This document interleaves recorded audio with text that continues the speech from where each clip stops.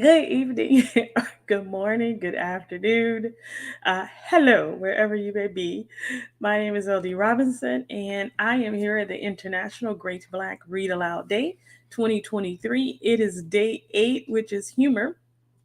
Um, and we are excited to be here. If you do not know what the International Great Black Read Aloud Day is, it is where we are giving voice to words written by Black people from around the world.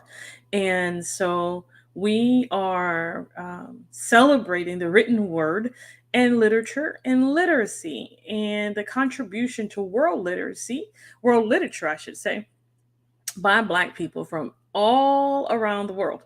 And so today is day 8 of humor. We are reading. We read throughout the year for various occasions.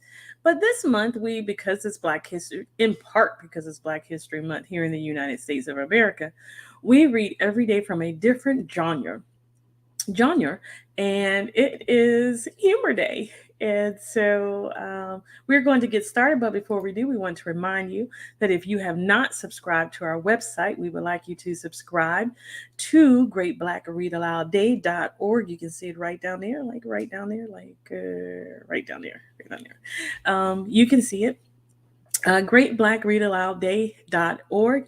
There you can find our schedule for the month of what we will be reading in terms of the genre that is. We post the covers and the author's information, author's name after each reading. And so it is updated pretty much daily. And so we are excited about what is happening today. Today is Humor Day, and we want you to subscribe, and we want you to hit like and hit share, and let somebody know that we are reading. And so we have two selections from today because I was having a hard time to decide um, what to read. And so we're going to read two selections. And one is Tall Tales by Obi Echezona, and this is a Nigerian um, based story. And the next one, we'll announce that when we are there. And it's actually How to Be Black by Baratunde Thurston. Okay, so let's get started. As we said, it is day 8, Humor Day, and our selections for today are on the screen.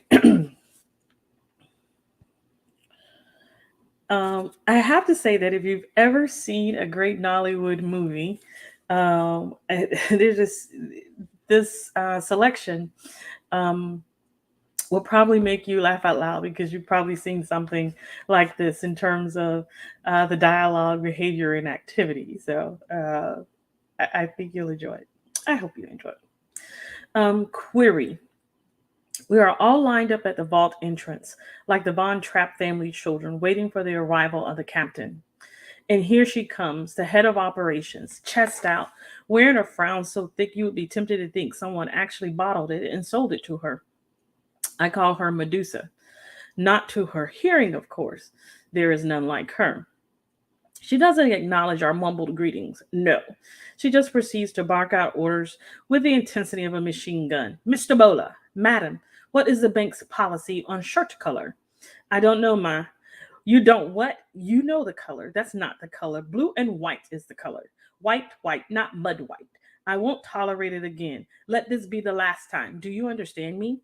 Yes, Ma. And you ought to be smart and at least polish your shoe. Didn't your wife see you as, oh, I forgot, you are still a bloody bachelor? Of course, she is referring to me and to my shoes, which I polish every morning, by the way. But the daily trekking from the bus stop always made it seem like I walked through a cement factory. I don't mind the insult, but I always flinch when everything she has to say to me somehow, some way, ends up on the subject of my protracted bachelorhood. I hate to admit it, but she has this uncanny ability to make you reevaluate your life every blessed day. But not in an empowering or positive way, more like in a resign and go home and drink rat poison kind of way. And this is the routine every morning. Open the vault and collect your own share of the money you will pay out for that day. And heavens help you if you don't balance at the end of the day.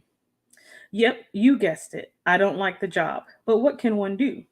There is no job in town, so you cling to the one you have, the way a drowning man clings to a floating log. I have learnt to hang my dignity on the pole just outside the bank's premises, to be retrieved as I make my way home after work each day. It is a tough job, one that has made me realize that most adults are just children with jumbo sized egos and not much intelligence, some of them needing map to find their own butts. Every day I stand at my cubicle watching the battle play out, to write or not to write, to sign or not to sign. Watching them is pathetic. The only other thing more is I and my colleagues, or should I say coworkers, as they carried out their duties like people in a trance. The cubicle closest to mine is occupied by Irene. She spots a low cut dyed brown with brown lipstick and brown fingernails to match. It was not hard to see why the men queue up to obtain her service. She has this she has this side chick vibe about her. The one that will do all the things your girl won't do. It didn't matter that her mood is usually inversely proportional to the weather outside. If the sun is out, she will be quite saucy and nasty, hissing at customers like a provoked mamba, but still the male customers prefer her to attend to them. Rainy days meant fewer customers, so she could indulge in her favorite pastime, chewing. Irene can eat like no other person I have ever met or will ever meet. Her jaws work harder than those of a ruminant. In the space of an hour, she can go from licking frozen ice cream to chowing down on hot akpa. The cleaners stay busy running food errands for her. One time, she kept pulling stuff out of a black nylon bag and shoving it into her mouth, not pausing to see what she was eating. It was probably the strange texture of what she put in her mouth that made her stop and look, only to see the half chewed abdomen of an American cockroach in her hand. She spat out the remaining content of her mouth with such force I was surprised several teeth did not join the deluge and ran screaming to the convenience to flush her mouth. It was a hilarious moment in an otherwise boring schedule. But I didn't laugh. If anyone else is more bored of this job than I am, it's probably Irene. That aside, she was just another evidence to show that the sight of a well endowed female makes the gonads of a typical man to swap places with his cerebrum, at least until he departs from her presence. For despite all her sauciness and downright rudeness to the male customers, I always hear the words, "Take this for lunch," whenever she is done paying them. I could hear it 20 times in a typical day. I don't think she ever touches her salary. And me, I hardly hear those words. I attend to customer as professionally as I can, but I hardly ever hear those words. Not that I am complaining. Well, I will admit it hurts a little, but I guess life is fair to the fair sex in matters like that. Work starts 7:30 a.m. and ends any time from 6 p.m. Of course, you can put in extra hours if you want. Just know you must be at your desk at 7:30 the next day or someone will debit your account for lateness. And extra hours don't mean extra pay. Most times, I have this overwhelming sense of lost time. I am not feeding my brain in any way. The only things I read are either customers' instructions or the bank's policies. And I get home so exhausted, there is no question of reading anything else. I just crash in my bed till the next morning. Then rinse and repeat. 7 years and counting now. I have wanted to resign so many times, but the best intentions don't always come out right. I am paralyzed by fear of the unknown. I stand in my cubicle all the time. There is supposed to be a seat, but Medusa has removed it. She said seats are for lazy people. I hate that woman, and I spend considerable amount of time dreaming of the day I will get my revenge on her. There will be many ways to achieve this. The third cubicle is occupied by Warren. He is a tall, thin guy that barely ever spoke except when it was time to lead morning prayers. He can go at it for hours if they let him. The manager would always say, "Warren, lead us in prayer. Make it short, please." He has never asked me to lead morning prayer. That's fine by me, as God tends to answer the opposite of my prayers. Manager says I'm brutal. I don't know what that means. The man is an enigma to me, being that his office is upstairs in the marketing department. I hardly see him during the day. He is a man of ample proportion, but I guess someone somewhere tells him otherwise because he always wore very tight suits. I see him every morning looking ready to burst as he bounced up the stairs. I half expect to hear the loud sound of tearing fabric. but that has not happened yet. He is a jolly good fellow the few times I see him anyway. Truth is, I just want to do this job and go home. I want to keep it simple, but they say I should do more. Do more how? Is it not enough that I don't overpay customers? The manager says I am brutal, that my attitude needs adjustment. Medusa says I need to smile more, engage the customers. Don't be a robot. Get married. It will soften you.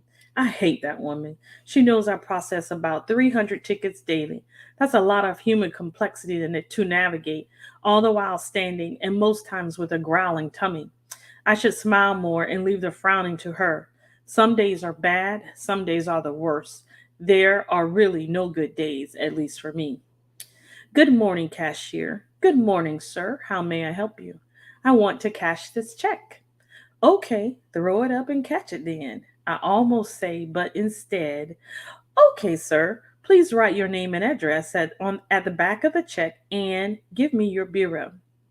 I hate giving out my bureau being a pen, because 9 times out of 10, it never comes back. I also hate being interrupted. I handed him the bureau and watched as he started to write. I could tell he was not literate. It amuses me when the bureau quivers with confusion. You could feel the struggle. This always evokes mischief in me, and I decided to make life even more difficult for them. Sir, you need to append your signature on the posterior of the instrument. What? Append your imprimatur on the posterior. I don't understand. And I would then switch to sign language. It is the only time I smile on this job. I guess I'm brutal after all. Hello. Good morning, Ma. Morning. I'd like to cash a check, please. She stood tall before me, a good 6 or so inches taller than me thanks to her stiletto heels. But her height was not the first thing I noticed. It was her boobs. She had them packed like exotic tropical fruits on her first day display, literally begging to be grabbed and squeezed. I have never been captivated by a human body part like this before. I knew I was staring, so I quickly glanced at her face. She was making a call and didn't appear to notice my notice. Her face was old but well maintained. You could tell she traveled a lot and was an ardent medical tourist. You could also hear it in her voice. She sounded like a character in a channel showcasing vapid Hollywood beauties, totally out of place in a banquet hall in downtown Lagos. She shifted, adjusting her cleavage absent-mindedly, and her twins flashed again like neon lights. Nice boobs, Ma. Sorry? Oh my goodness, I must have spoken my thoughts out loud this time. Did I really say those words? Did I really say that to her? The woman dropped her phone on the slab. My heart began to beat like a war drum. What did you just say? Her voice had risen sharply. There was a look of incredulity, incredulity, incredulity in her face. Sorry, y'all. Nothing, Ma. You are a liar. I looked around I looked around wildly. Everyone was watching us now. Madam, I didn't. I want to speak to your manager at once. This has gone from 0 to 60 in a blink. Irene came over. In all the confusion, I could see that her eyes strayed to the cleavage as well. What is it, Bright? She said I began only to be cut short. Where is your manager? And that was when Medusa came gliding over. Nothing brings her faster than a raised voice, not necessarily to solve the problem, but mostly to nail the culprit. Even if it was the customer that was at fault, Medusa will still find a way to blame the staff involved. If customer is always right, the staff must always be wrong, right? Yeah, right. Madam, how may I be of help? Are you the manager? Yes, madam. This staff is very rude and disrespectful. Medusa threw an acidic glance at me and then glanced at the boobs that were now heaving in distress. Sorry, can we go to my office? Oh, sure. And with that, they stumped off to her office. Bright, what did you say that made her so angry? Nothing. Geez, what kind of mess is this one? Why is she being so insensitive? Who wears undersized blouse with plunging cleavage and gets mad at a polite compliment? Maybe she was fishing for compliments, but only from a certain caliber of men, not the likes of me. Countless thoughts swirled through my head, but I could clearly see the query at the end of the tunnel. Only God knows who the witch will copy. She will copy manager, of course, but I can live with that. I am sure he too was young and prone to bouts of stupidity once. He will understand. But what a zonal head, human resources, personnel file. I have always managed to escape an actual formal query, but I had a sinking feeling this is it. Medusa has always declared her aversion to giving queries, but I know the woman has been targeting me. I wonder what the subject would be. Inappropriate remarks to a customer, unprofessional conduct, shocking behavior. Will I be sacked? Why not go out for a while and sort yourself out? Coming from Irene, another shocker this afternoon. So, somewhere deep underneath all that cake and ice cream, she had a beating heart. Thanks, I mumbled. As I made my way out, I could still hear the woman's voice rising and falling in Medusa's office, while the latter, softer but somewhat deadlier, tone cooed on and on. I spent roughly 35 minutes in the canteen, trying to gather my thoughts and accept whatever will come my way. I decided that I will simply deny the charge and stick to my story. The woman was on a phone call all through her short stay in front of me. She misheard me. I never said those words. To apologize would be to lose my job. And a job is still a job, at least for now. I got back in and saw a white envelope on my keyboard. That was fast. Another thing I didn't like about this workplace is that negatives come quickly. Reward time takes years and countless deliberation. A customer makes a wild claim and the staff gets an envelope in roughly 15 minutes. That's the culture here. And I fear the subject was in red. And like I feared, the subject was in red, excuse me. Query: persistent unprofessional conduct. I knew it. This is the sort of query that we call your cup done full. The sort of query that covers all the other queries you would have received in the past, but for the grace of God. Persistent. Now I'm no longer worried, but getting angry. The whole thing has been a storm in a teacup. And the more I read through the lengthy piece, the angrier I became. Medusa just loathes me. The paper before me was a chronicle of all my perceived major and minor misconducts. My occasional lateness to work became constant tardiness. Despite repeated warnings, poor attitude to correction, shoddy quality of work, I was surprised she did not add failure to marry to the list of my transgression. She was out for blood.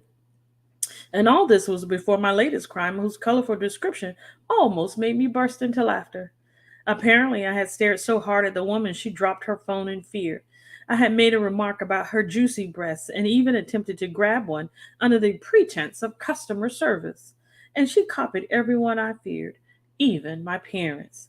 By now, my blood was boiling, and I was already forming my epic response to this load of rubbish. So this has been our first selection today on Tall Tales. I'm on day 8, which is humor, which is Tall Tales. And it is, and we'll go back and show you the cover as we always do. It is by Obi Echezona. And it is a Nigerian selection of humor. And it reminds me of if you've ever seen a Hollywood movie, as I said earlier, the humor in this is quite funny. And so we are going back to our second selection today on Humor Day, and it is. Oh, let me get back. Oh. It is How to Be Black. And let me see if it will actually let me get to. There we go. I thought we were there. And I don't think it'll let me get there. It is a little interesting. Okay. We're going to go. It is How to Be Black. And I want to show the cover as we always do. And we'll go. I think we're going to have to go without it this time because it just won't let me get there. Okay. Well, our selection for today is our second selection is How to Be Black by Baratunde Thurston. And we are going to read our selection today. Okay. And so we are going to actually read from the introduction, which is quite ironic considering that we are reading the International Great Black Read Aloud Day takes place. Um, particularly for the beginning of the year, takes place in Black History Month here in the United States of America. And so the introduction starts off with, thanks for celebrating Black History Month by acquiring this book. Be not afraid of blackness. Some are born black, some achieve blackness, and others have blackness thrust upon them. Shakespeare. Welcome to How to Be Black, a book I hope will serve as a thrust of blackness in your general direction. First, let's get the disclaimer out of the way. This book is not how to become a black person if you are not already black. You cannot use this book as a magic potion. You cannot digest the printed copy and expect some supernatural physical transformation beyond painful indigestion. If you purchase the book with the intention of changing your race, I thank you for your money, but there will be no refunds. None. Now, more to the heart of the matter. The odds are high that you acquired this book during the nationally sanctioned season for purchasing Black cultural objects, also known as Black History Month. That's part of the reason I chose February as the publication date. If you're like most people, you buy one piece of Black culture per year during this month, and I'm banking on this book jumping out at you from the bookshelf or screen. And if you're reading the book years after its original publication, it's probably February ish on your calendar. That's absolutely fine. You're doing your part to celebrate Blackness, whether you are Black or not. So I'm going to run with that and offer you some helpful instructions for how to take further advantage of this month. You ask for it. You got a book called How to Be Black, so don't start complaining now. There are, of course, small everyday opportunities to celebrate Blackness. Covertly swapping birthday confetti to red, black, and green colors, giving the secret head nod and mild fist pump to a black person across the restaurant, stealthily assembling 40-acre tracts of suburban land and mules for conversion into African American farmland and militia training grounds. The list is endless. But what should one do during the official month designated by the US government for the celebration of Black history? Even for Black people, this is no simple task. And if you're not Black, well, wow, the confusion. One can find oneself at wits' end in an attempt to properly recognize the contributions of an entire race to an entire nation across an entire month. Things weren't always this complicated. In 1926, Negro History Week was established by the Black historian and author Carter G. Woodson. It was expanded to a full month in 1976 after the government realized that Black people's demands for self determination and an equal seat at the table of American opportunity could be satisfied either through a comprehensive program of economic and political empowerment or by extending the buying season for postage stamps featuring noteworthy Black Americans by a factor of four. Since the establishment of Black History Month, other groups have been similarly honored. Marches shared between women and Irish Americans, and May among Jews, Asian Pacific Americans, and older Americans. Old people get one third of a month. June has been reserved for honoring gay and lesbian pride, along with Caribbean Heritage Month, explaining June's better known name as Best Parades Ever Month. Given the rapid demographic changes facing America, you would expect a Latino History Month by now. But National Hispanic Heritage Month covers September the 15th through October the 15th. While it is a 4 week period of time, it's not technically a month and forces those honoring the nation's Latinos to buy two calendars. November is National American Indian Heritage Month, in which Americans are encouraged to recognize the contribution of Native peoples to our great nation by eating turkey and enjoying the bounty of the stolen lands beneath our feet. For school children, the Black History Month ritual is simple and automatic. Make posters out of construction paper, attend the obligatory assembly, and learn one Negro spiritual, exactly one, probably wade in the water.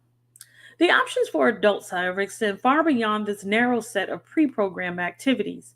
In order to simplify your celebratory options, I've hand selected this list of 10 ways one can celebrate the contributions of African Americans to these United States, carefully designed with the non Black person in mind. At the end of the list, I provide a tool for you to assess your celebratory skills, so pay close attention. Before we go to the list in How to Be Black by Baratunde Thurston, I want to remind you that you are listening to the International Great Black Read Aloud Day. 2023 is Day 8 Humor Day.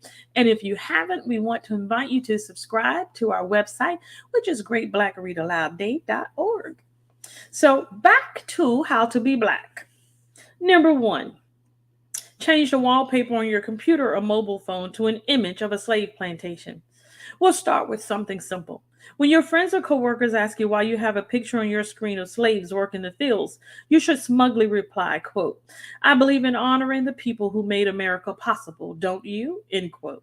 Then gently touch your screen in a longing fashion and shake your head slowly, just to be sure to avoid saying anything like, I know slavery was a horrible institution, but this sentence is impossible to complete in any reasonable way, regardless of whether or not it is Black History Month, and is especially troublesome on the presidential campaign trail. I'm looking at you, Michelle Bachmann. Number two, watch BET. Never mind that it's not owned by a Black person anymore. You can still learn a lot from BET. Primarily, you will learn that Black people love reruns, and if you're lucky, you'll catch the Tyler Perry movie. I know the Internet Movie Database says Perry has written over 10 films, and there may be several titles and even different casts. But if you see one Tyler Perry movie, you've experienced the entire canon. The man has only made one film, and you can watch it, you can catch it on BT repeatedly. Number three, avoid being explicitly racist. This one can be a struggle for many. Racism is everywhere, and it comes naturally, but it's considered to be extra offensive if you are explicitly racist toward Black people during Black History Month. If nothing else, it shows a lack of discipline. If you're serious about hating Black people, prove it by delaying that hate for a few weeks. Racism is exhausting, and you could use a break. Take one. On March the 1st, you'll return to peak form, fired up and ready to marginalize. Number four, know the key people. There have been lots of unsung heroes in the history of Africans in America, but they're unsung for a reason. To appear knowledgeable, you need to know only a few: Dr. Martin Luther King Jr., Rosa Parks, Malcolm X, Harriet Tubman, Sojourner Truth, Jackie Robinson, Muhammad Ali, W.E.B. Du Bois, Booker T. Washington, J.J. from Good Times, Frederick Douglass, Langston Hughes, Thurgood Marshall, Dr. Martin Luther King Jr., and Barack Obama. When in doubt, see if there's ever been a feature length film about the person or a t shirt sold using his or her image. If the answer to both these questions is no, move on. Number five, observe anything and everything that President Obama does. Every single thing Barack Obama does is historic. If he clogs the toilet in the White House bathroom, he's the first Black president to damage White House plumbing. If he forgets the words to the Star Spangled Banner, he's the first Black president to do so. If he continues to wage a war in Afghanistan, bails out Wall Street to avert financial disaster, and continues several of his predecessors' anti civil liberties practice, he's the first Black president to let down his progressive base. Regardless, it's all wonderfully historic and beautifully Black. By observing the nation's first Black president, you are indeed directly and quite literally observing Black history. If someone asks how you're celebrating Black History Month, it is perfectly acceptable to say, oh, I'm following President Obama on Twitter. I like my Black history in 140 characters or less. Number six, Hum and Negro Spiritual. Spirituals are very important to Black people, for we can be a soulful and musical people, which you would know if you watched BET, as instructed earlier. If you've never heard a spiritual, don't let that stop you. Just start humming and hold the note. Then occasionally change the note, add a little vibrato. Then return to the original note. Shake your head back and forth for emphasis. Get extra points for doing this while waiting for the office copy machine to finish a job. And get double extra points for doing it when a black employee can see and hear you. For a better understanding of this, spend extra time in the chapter titled How to Be a Black Employee. Number 7, read the autobiography of Malcolm X. Better yet, just watch the movie starring national black friend Denzel Washington. I especially love the part where he organizes the Fruit of Islam to protest outside of the Harlem police station, then surprises his mother by purchasing a mansion for her in the country with all the drug money he made being a road cop with Ethan Hawke in Los Angeles, all while coaching a debate team at a historically black college. Most of what you need to know about black history can be gleaned from these scenes. 8. Acquire a new black friend. Denzel and I are busy men. We can't be the black friends of all non black America. So it would behoove those of you who are not black to get your own. If you find yourself in the unfortunate position of being black friendless, you can either go to the nearest black church and strike up a conversation, or just fire up Facebook, search for black people, and start clicking add friend on the names in the resulting list. Technology is amazing and quite a time saver. Number 9, put pictures of black people on your non Facebook wall. Anyone who's seen Spike Lee Let's Do Spike Lee's Do the Right Thing knows that if there's one way to activate the dormant riot gene in an African American, it's by failing to place images of their peers on the walls of a neighborhood retail establishment, especially a pizza shop, to keep your shop glass intact to avoid unnecessary aggravation and insurance hassles. Just put some pictures of jazz and blues musicians on the wall. If people ask, just say it's Muddy Waters. 10. Demonstrate your superior knowledge of Black history in front of your Black friends. This is an advanced level activity. If you have had no prior experience with Black people, the Black friends newly acquired this month do not count. I strongly urge you to forego this action.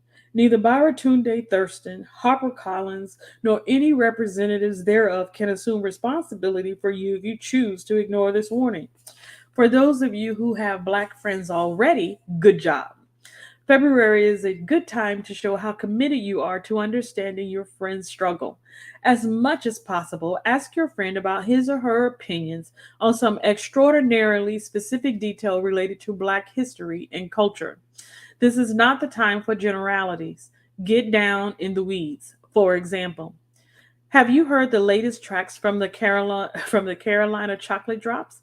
It's like this amazing fusion of old school jug band meets Gaelic music meets hip hop. Oh, you haven't heard of them? Man, you should really check it out. It's so real. Your black friend will absolutely appreciate your knowing more than him about some aspect of black culture. You will be living proof of the value of Black History Month. Carter G. Woodson would be proud. While active observance of Black History Month is its own reward, there are more tangible benefits for those who exuberantly celebrate this month. Below, you will find a box detailing the different levels of recognition and privileges associated with your efforts. If the number of your activities are 0 through 1, your award level is honorary KKK member. Award detail? Really? Over the course of 28 to 29 days, you could manage to complete more than one activity? That's essentially a hate crime. Please try harder next year. I mean, how hard is it to visit barackobama.com and do one other thing? You get no extra privileges. Number of activities, 2 through 4. Your award level is Tolerator of Black People. Award detail. Not bad. While not overexerting yourself, you managed to exceed the minimum.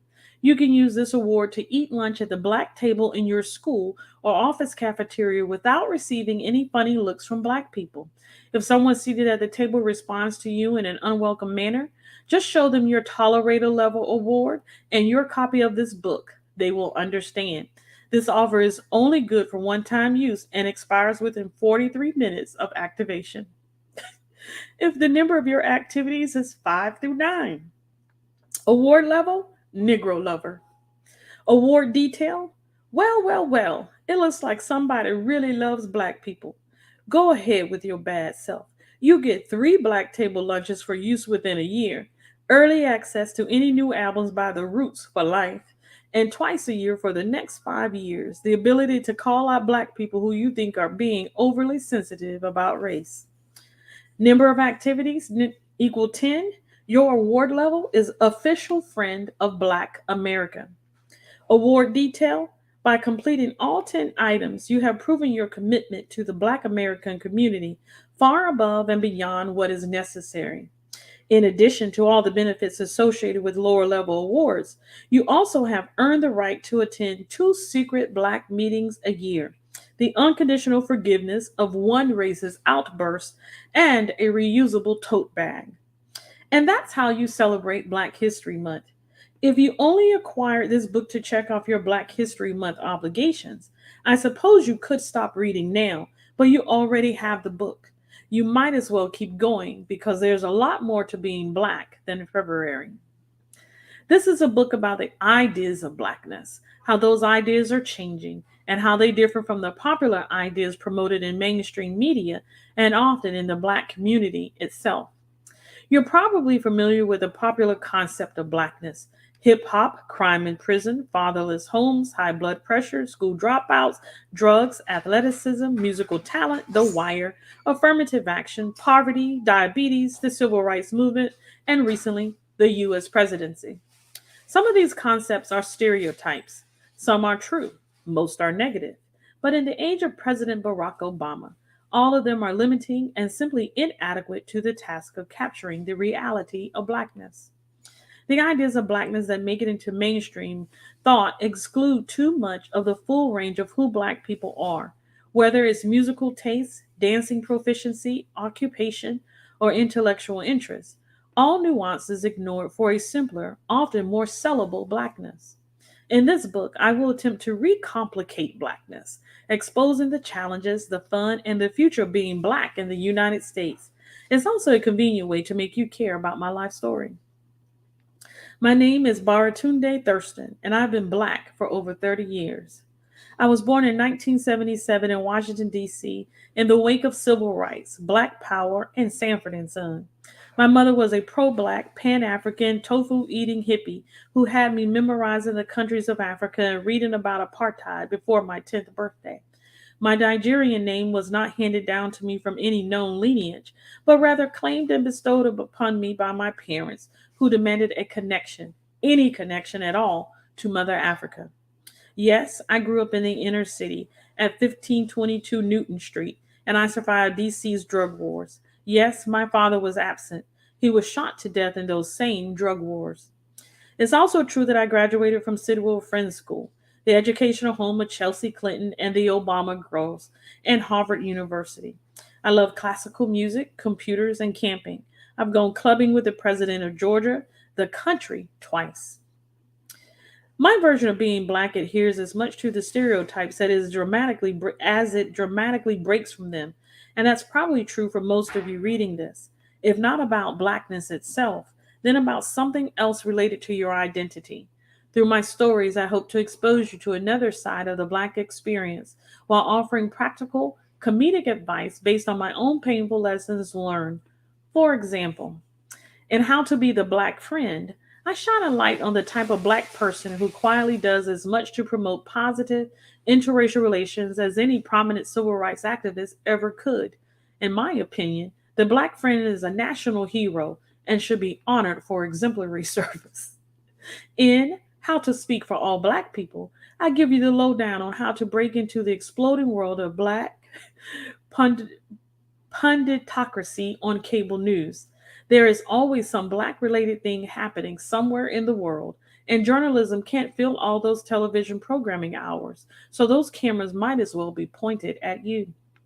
How to Be the Black Employee prepares you for life as one of the few minorities in an office setting, reminding you that you actually have 2 jobs: the one on your business card and being black. It offers key do's and don'ts for all important office holiday party. Here's a hint: dancing is involved. Other chapters include how to be the angry Negro because sometimes it's necessary, and how to be the next Black president. It could be you. But wait, there's more. The idea of a book that claims to cover how to be Black is, of course, preposterous, but I'm doing it anyway, and I'm not alone. Because the topic is so large and because my experiences can't comprehensively represent those of millions of people, I recruited a few other voices to help this book live up to its title. I interviewed friends and colleagues I felt were strong new models of how to be Black. These are 7 people who do Blackness well, and together they form the Black panel I call upon throughout the book to weigh in on important issues. Cheryl Conti is a co-founder with me of the blog Jack and Jill Politics and a partner at Fish and Strategy, where she specializes in helping nonprofit organizations and foundations use social media to create social good. Damali Ayo is a conceptual artist, author, and comedian. She created rentanegro.com in 2003 and is the author of How to Rent a Negro and Obamastein, Land Without Racism. She is also the creator of the participatory performance piece National Day of Panhandling for Reparations. Jaquetta Swathmari is a comedian and writer and creator of the one woman show That's Funny. You Didn't Sound Black on the Phone. She's also a libertarian.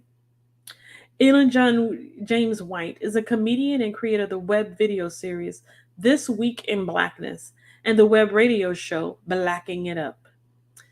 W. Kamau Bell is a comedian and creator of the one man show The W. Kamau Bell, Ending Racism in About an Hour.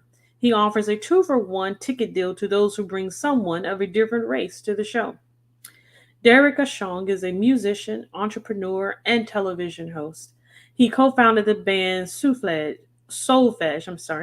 and hosts the stream on Al Jazeera English. He was raised in Ghana, Qatar, Brooklyn, and suburban New Jersey. Christian Lander is the author of Stuff White People Like. He Isn't Black. I had to include one white person to defend against the inevitable lawsuits claiming reverse discrimination and also to establish a control group. As you can see, this is a rock star panel.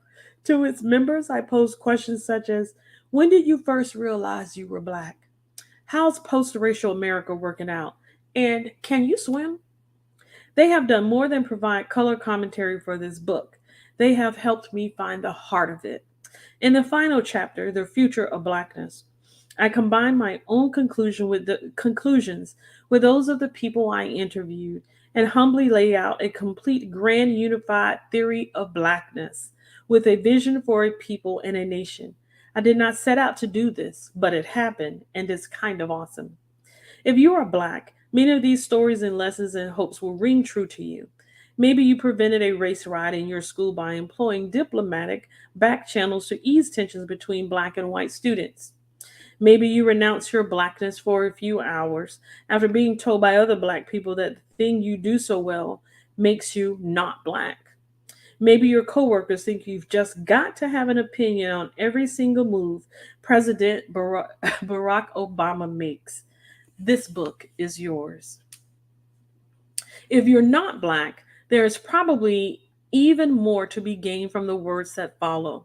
They may help answer the questions you'd rather not ask aloud, or they may introduce a concept you never considered. You will get an insider perspective, not only on how to be Black, but also on how to be American, and most important, how to be yourself. This book is yours as well. Finally, just in case you were wondering, no Black people were harmed in the making of this book. Yours in Blackness, Baratunde Thurston. And that has been our second selection, a long read today.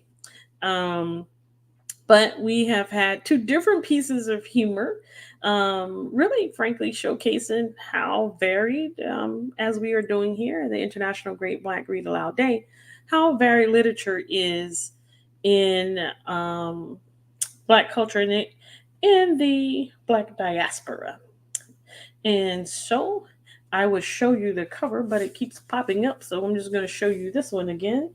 It is How to Be Black by, I'm sorry, that would have been it. How to Be Black. Oop, and then it went away. Okay. I don't think it's liking this. Take it easy. How to Be Black. All right, we're going to wrap this up. I think I have laughed aplenty. So, these have been our selections for today. Our first one was Tall Tales by Obi Echezona and How to Be Black by Baratunde Thurston. And we want to remind you that you can follow us online at Black Read Aloud. And we also want to remind you that we partner with F.R.E.S.H Book Festival, and we will, the International Great Black Read Aloud Day will be live at F.R.E.S.H Book Festival this coming February 24th and 25th in Daytona Beach, Florida. So if you haven't been to F.R.E.S.H Book Festival, we certainly invite you to come out and join us for a wonderful time at F.R.E.S.H Book Festival. Hold on, I got banners going here. I need to get this out. Let me get this together. So here is our promotion. Here is the flyer for F.R.E.S.H Book Festival 2023, February 23rd through the 25th in Daytona Beach, Florida. The theme is a reading revolution. And so we want you to go out, get your tickets now at freshbookfestivals.net. And if you are a student or a teacher, your admission is free to the book festival on the 24th and 25th, as long as you show ID.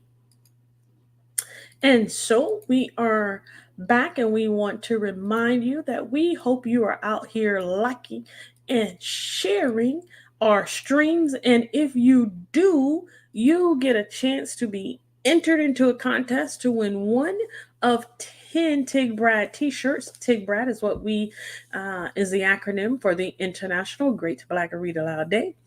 You get to win. You will have the opportunity to win one of 10 t-shirts that we will be giving away, because we want to thank you so much for supporting literacy by listening to the International Great Black Read Aloud Day 2023. And if you do, all you have to do, if you want to win a t-shirt, the possibility of winning a t-shirt, all you need to do is grab a broadcast and share it. Share it, tag us at #TigBrad, and we will enter you into a contest to win one of 10 Tig Brad t-shirts. Well, it is another great end to, we borrowed a little time from today, from day 9. But it is another great end. And so we hope you enjoyed our selections today for day 8 humor, which always gets me, which always tickles me. So we will see you tomorrow for day 9 of the International Great Black Read Aloud Day. And day 9 tomorrow is about gardening. And so we will see you tomorrow with a wonderful selection on gardening. We'll see you tomorrow. Have a wonderful night or a wonderful day or great afternoon, wherever you may be in the world. We hope you are reading and that you are out there giving voice to words written by Black people all around the world. Bye-bye.